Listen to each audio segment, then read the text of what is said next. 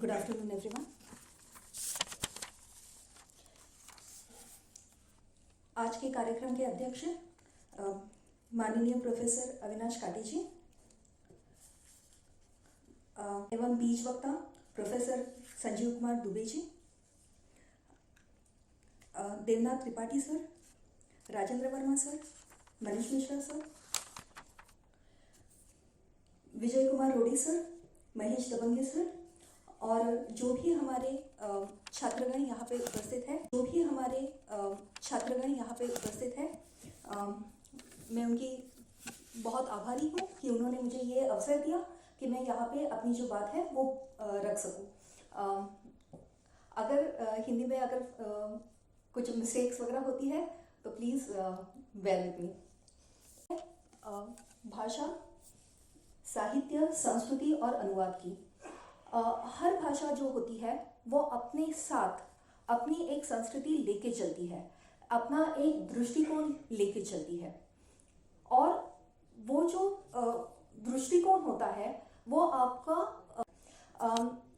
मैं शुरुआत करूंगी आदि शंकराचार्य जी से।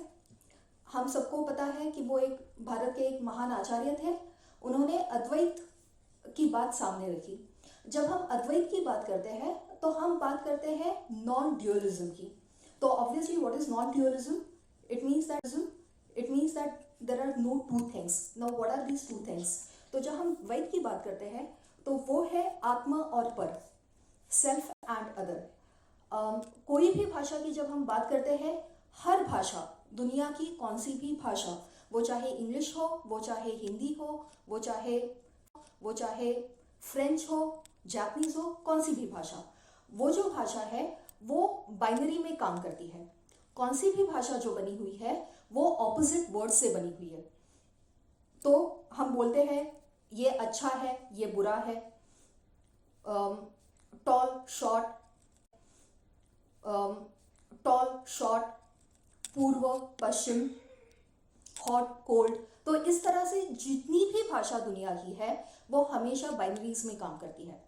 और होता क्या है, क्योंकि हम किसी ना किसी भाषा में सोचते हैं तो उसकी वजह से हमारा जो दृष्टिकोण है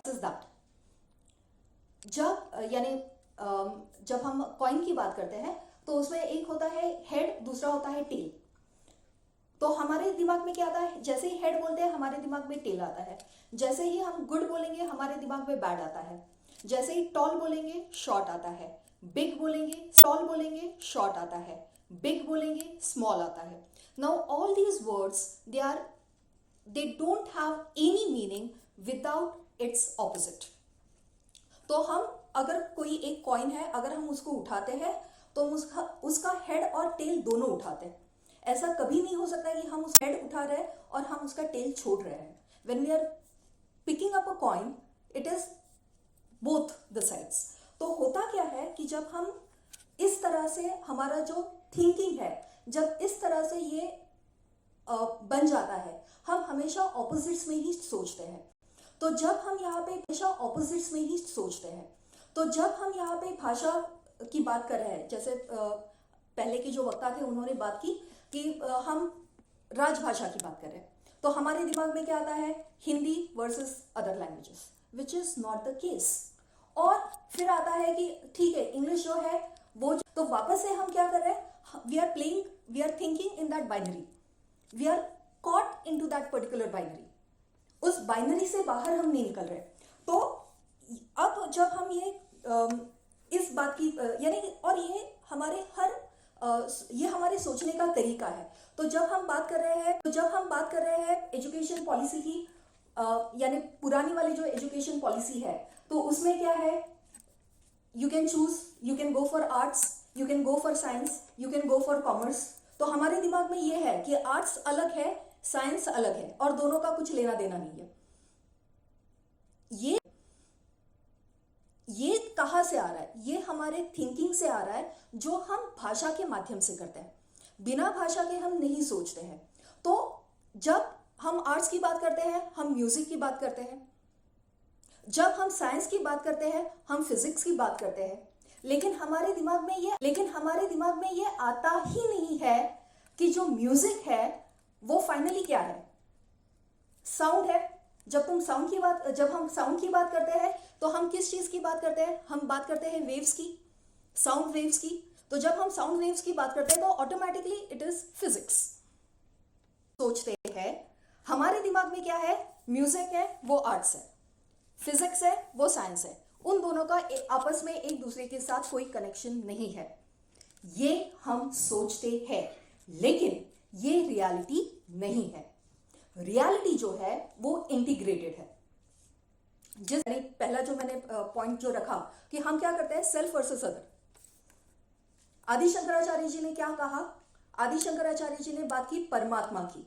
अब जब हम ये परमात्मा, जब ये आत्मा परमात्मा ये सब हम बोलने शुरू करते हैं, हमको लगता है हम बहुत कुछ बड़ा अध्यात्म के बारे में बोल रहे हैं। नहीं, हम जो बहुत कुछ बड़ा अध्यात्म के बारे में बोल रहे हैं। नहीं, हम जो बात कर रहे हैं, we are talking about here and now. तो परमात्मा शब्द क्या है? एक है पर, दूसरा है आत्मा। परम, आत्मन। तो वो जो है सेल्फ एंड अदर। तो हमारा ये जो थिंकिंग है सेल्फ वर्सेस अदर, उससे बाहर निकालना है। ये जो हमेशा हम बाइनरीज में सोचते रहते हैं, हमेशा जब हम इंडिया की बात करते हैं, ठीक है, we are talking about languages. तो ये क्या, मैं कौन हूं? Okay, I am from this particular region, the other person is from some other region.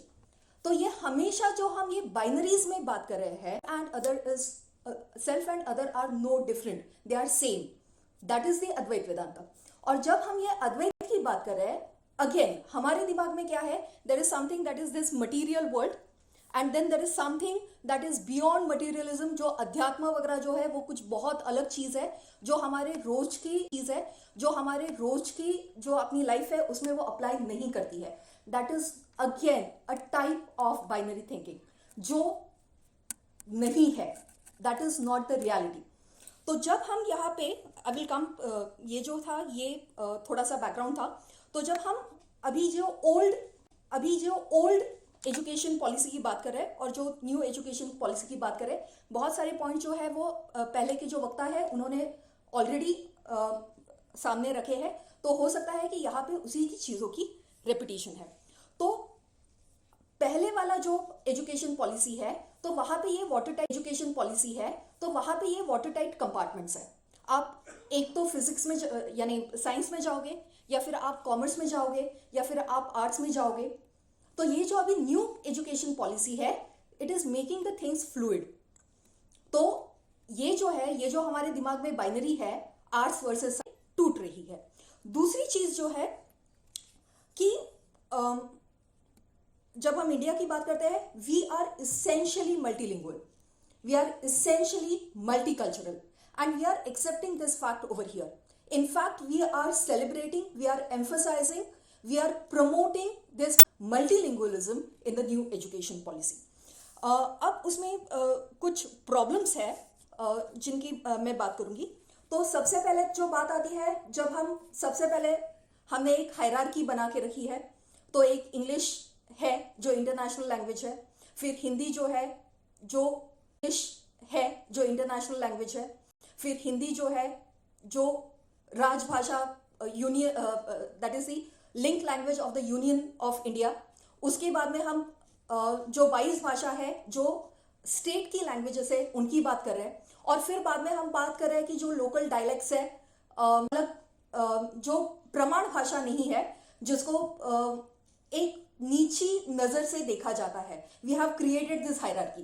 तो हमको ये जो हायरार्की है ये भी हमको मिटानी है। कि ऐसा नहीं है कि बात हुई यहाँ पे भोजपुरी की बात हुई और इंग्लिश की, and they are on the same level. First we have to understand that. बहुत सारा जो हमारा ये जो पॉलिटिक्स वगैरह, ये बहुत सारी चीजें जो है वो कहाँ से आ रही है? वो हमारी इस अंडरस्टैंडिंग से आ रही है। हम यानी दोनों को एक भाषा, एक सेम लेवल पे हम उसको ट्रीट नहीं कर रहे, लेवल पे हम उसको ट्रीट नहीं कर रहे। हम उसको एक जो है वो दूसरे से ज्यादा बेहतर है। जब हम वापस से बोल रहे हैं ये ज्यादा बेहतर है, again we are thinking in binary. तो ये जो चीज है ये हमको कहीं पे निकालनी है। और obviously we are talking about the dialects. तो एक चीज हमेशा ये होती है कि प्रमाण भाषा और बोली भाषा। तर मराठीचं पण आपण उदाहरण घेऊ तर एक पुणेरी भाषा ती म्हणजे स्टँडर्ड मराठी. आणि मग जर का तुम्ही दुसऱ्या ठिकाणी जाल, तुम्ही जर का कोल्हापूरला गेलात किंवा तुम्ही जर का कोकणामध्ये गेलात तर तिथली जी भाषा जर का कोकणामध्ये गेलात तर तिथली जी भाषा आहे, तिथली जी लोकल भाषा आहे, त्याला तुम्ही म्हणाल हा हे गावठी बोलतात आहे. तसं नाही आहे. कोणतीही भाषा जी आहे, जेव्हा तुम्ही हे म्हणता की ही प्रमाण भाषा आहे आणि ही गावठी भाषा आहे, तर परत ते जे आहे ते आपलं बायनरी थिंकिंग आहे. It is not like that.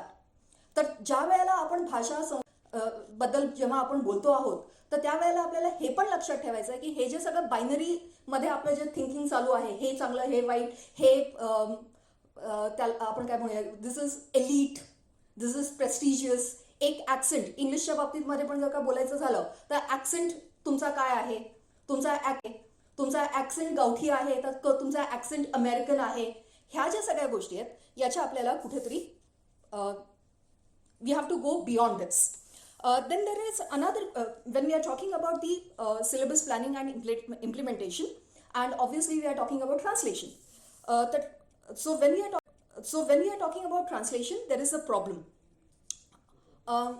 जिस तरह से सर ने पहले के जो वक्ता थे उन्होंने बोला कि जब हम सिलेबस फ्रेम कर रहे हैं तो अब हम चाहते हैं कि मेडिकल है, इंजीनियरिंग है, वो अपनी भाषा में सिखाई जाए.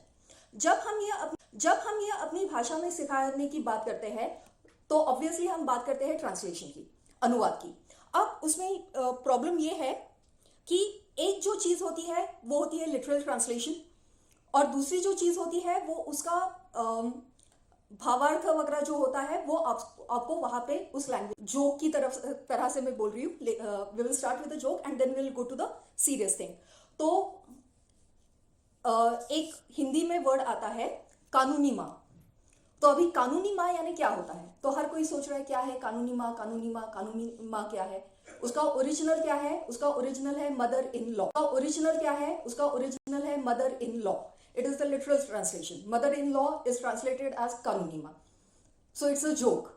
क्योंकि जिसने भी ट्रांसलेट किया है उसको नहीं पता है कि उसको हिंदी में क्या वर्ड है, तो उसको सासू माँ बोलना चाहिए, ये उसको कानूनी माँ बोल रहा है. तो अभी ये जो पढ़ने वाला है जब कानूनी माँ पढ़ रहा है तो वो अपना दिमाग लगा रहा है. तो वो अपना दिमाग क्या लग रहा है, मे बी वो जो न्याय देवता की मूर्ति होती है वो कानूनी माँ है. हो सकता है कि कोई यानी अडॉप्शन या ऐसा कोई सिचुएशन है तो वहाँ पे कोई और कानूनी माँ है. तो जो सिंपल मीनिंग जो है वो वहाँ पे डिफिकल्ट हो जाता है. तो Pune university, but in Mumbai university there is a compulsory subject for all, that is foundation course. अब ये जो फाउंडेशन कोर्स है उसमें एक टॉपिक जो है वो है ग्लोबलाइजेशन. अब जब हम ग्लोबलाइजेशन की बात कर रहे हैं, when I am using the word globalization, all of us know what is globalization. अब ये जो परीक्षण पेपर था उसमें जब वो हिंदी में ट्रांसलेट होके आया तो ऑफिशियली जिसने भी उसको ट्रांसलेट किया, ग्लोबलाइजेशन को ट्रांसलेट किया था भूमंडलीकरण. मराठी में वो जो है जागतिकीकरण, where the meaning is very clear. जागतिकीकरण, वैश्वीकरण इज वेरी क्लियर. जागतिकीकरण, वैश्वीकरण, no problem. But the same word globalization was translated officially as भूमंडलीकरण. अब जो क्लास में बच्चे हैं जो इंग्लिश में लिख रहा है, मराठी में लिख रहा है, हिंदी में लिख रहा है, whatever it is, तो यहाँ पे this was the actual incident. तो वहाँ पे एक लड़की थी, वो भूमंडलीकरण जब उसके सामने वो वर्ड आया, वो लिख रही है फार्मिंग के बारे में, एग्रीकल्चर के बारे में. ऑब्वियसली वहाँ पे आंसर गलत हो गया. वो globalization is not about how you do the farming. वो फार्मिंग किस तरह से करते हैं वो सब इसके बारे में लिख रहे हैं. जब उसको बाद में बुलाया गया कि बेटा तूने ये क्या लिखा है, ये क्वेश्चन क्या था, तुझे समझ में आया ये क्वेश्चन क्या था, बोले कि नहीं मुझे समझ में नहीं आया. तो फिर उसको बोला कि ये ग्लोबलाइजेशन था. अरे ये तो मुझे पूरा पता था, तो फिर क्यों नहीं लिखा. नहीं वो भूमंडलीकरण मुझे समझ. ये चीज भी होती है. अब कितने लोगों को पता है कि मोबाइल को हिंदी में क्या बोलते हैं. तो ये जो वर्ड्स है, जिस तरह से ये सब लोगों को पता है, क्लियरली पता है, तो वो वर्ड्स हम वैसे के वैसे अगर हम एक्सेप्ट करते हैं तो उसमें कोई प्रॉब्लम नहीं है.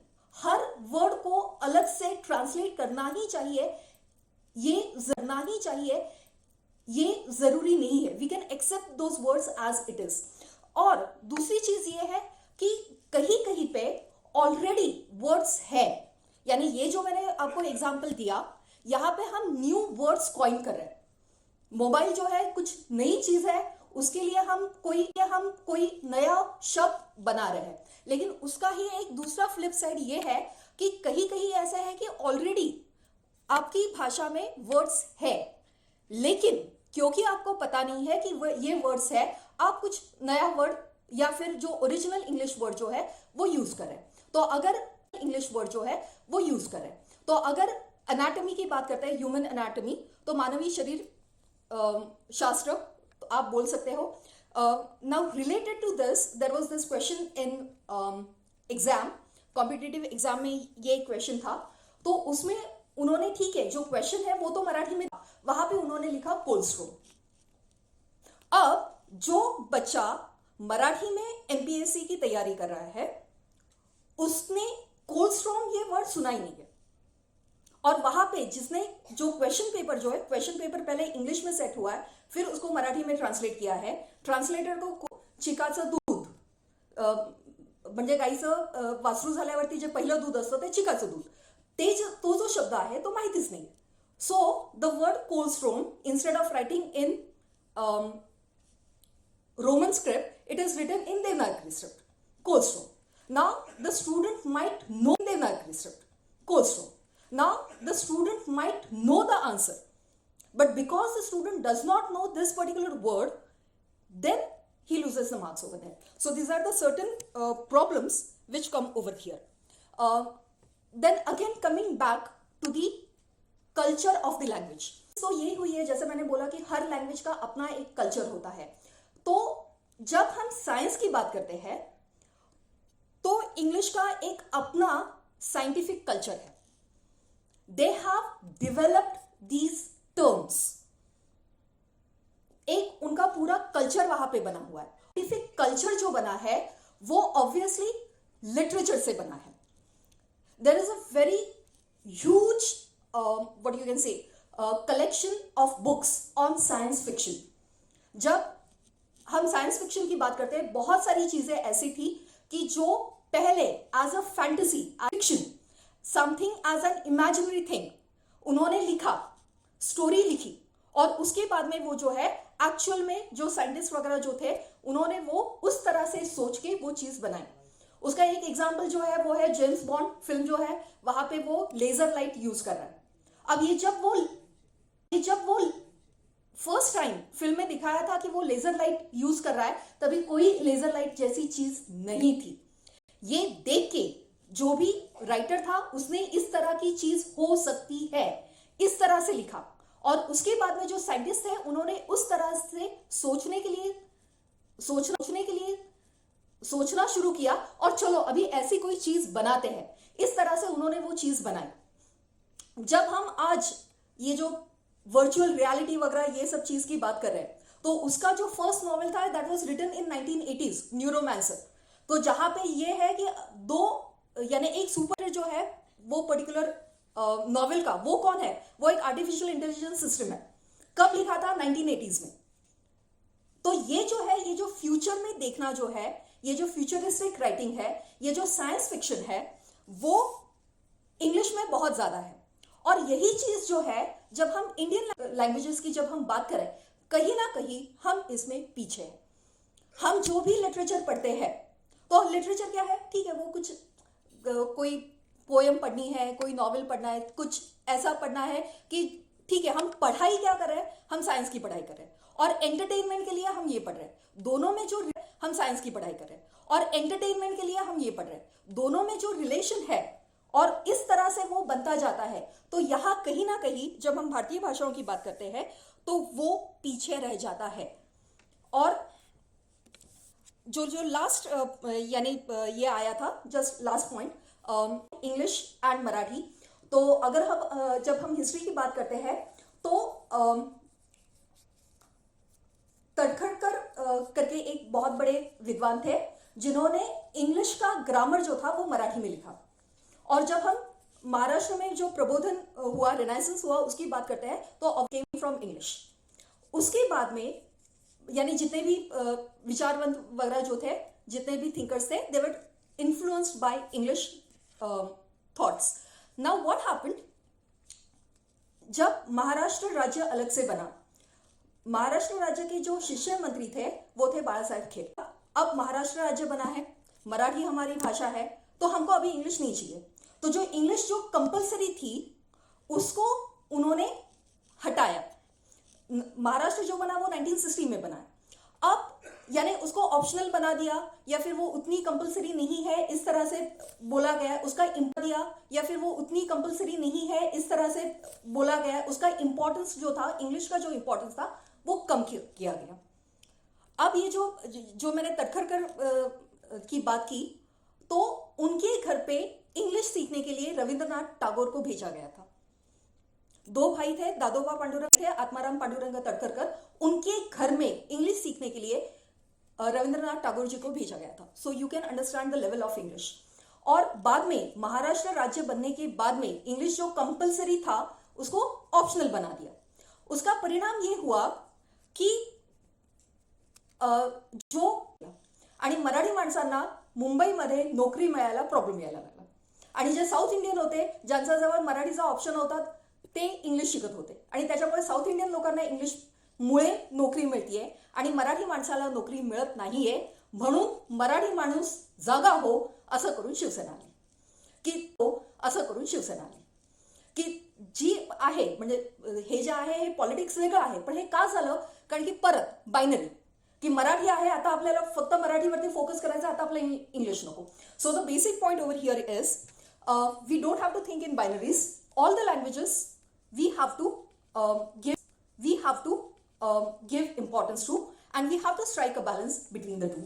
So I'm very grateful to the Hindi department of Savitribai Phule Pune University to give me this opportunity to put forward my views on this. Thank you.